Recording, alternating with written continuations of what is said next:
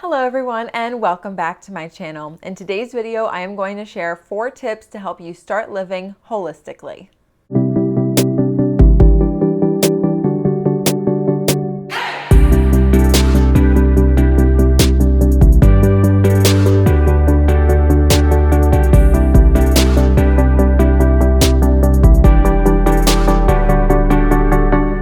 If you are new here, my name is Marissa. I'm a pharmacist and holistic health coach, and here on my channel, I make videos on how to live holistically so that you can live a more balanced and healthier life.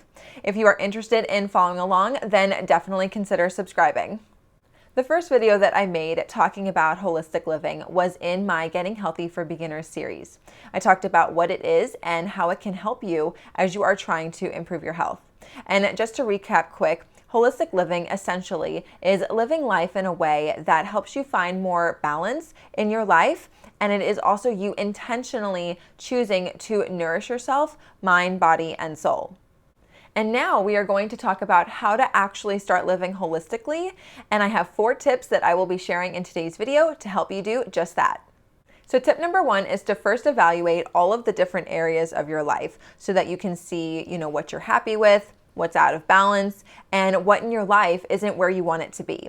And then to rate each one of these areas on a scale of 1 to 10. So go ahead and take out a piece of paper and write down all of the areas in your life: your education, your career, your finances, your relationships, your spiritual health, your mental health, your home life, your physical health, which includes, exercising and like what you're eating. Okay, so all that stuff. And then on a scale of 1 to 10, with 1 needing the most attention and 10 meaning, life is good, rate each one of these areas. Then go ahead and set your intentions and your goals. Essentially what you want to work on and your why and how you're going to get there. If you need help with this, then I actually just made a whole video on it, and I talked about how to set intentions and goals realistically and how to stick with them long term. So I will leave that video linked up above. Now, when you complete this, make sure to include the date on the piece of paper so that you'll be able to look back at it later on and see how far you've progressed over time. Now, I realize that sometimes we avoid doing this because we don't want to face the truth, but you do want to identify where you currently are. We can't get to where we want to be until we first establish our starting point. Now, this is not to make you feel bad at all about where you are. Okay, give yourself a judgment-free zone when you do this. I recommend doing this when you're alone. It's a very personal thing, and you don't need to share this with anybody unless you really want to. Again, it's not to make you feel shame. It's just to help you identify what areas in your life need more attention and where you want to start. So some examples might be, maybe you feel good with exercising and you like your job, but you eat out a lot and want to work on cooking more meals at home to improve your health and save yourself some money. Or another example might be, maybe you're doing really well with your job and eating right, but you want to work on exercising more and making more friends. So with each of these examples, you identified what is out of balance and what you want to work on. And so now you can start, setting intentions and goals to help yourself reestablish some balance in those areas of your life. Moving on to tip number 2, which is to shift from a fixed, stationary mindset to a growth mindset, and to live life with the philosophy of progress, not perfection. Life is a journey, and there is always going to be ups and downs along the way, and it is vital to keep learning, to keep growing, and to keep moving forward. Now, I know that this tip is not easy. It takes time, and it requires you to give yourself grace when things don't go according to your plan.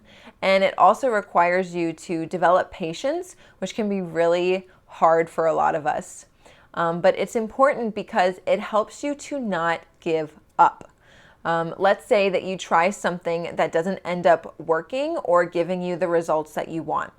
A fixed perfectionist mindset may think of this as a failed opportunity. And if you failed at it once, then why bother trying it again? But a growth, progress-oriented mindset will instead see it as a learning opportunity, and this will help you to get back up, so to speak, and to try again. So let's take the example where you want to start cooking more at home instead of eating out. You cook your first dish and it doesn't turn out that good. It burns and it gets stuck to the bottom of the pan because you forgot to grease it. Now, does this mean that you can't cook and that you should abandon your goal of trying to cook more at home? No. Instead, it means that you learned that for next time, you need to check on it more frequently and to grease the bottom of the pan. So chalk it up to a learning opportunity and try again. Tip number 3 is to start taking actionable steps towards your goals, even if that is just one step at a time. Taking action, even if it is just little action, gets you out of feeling still or stuck.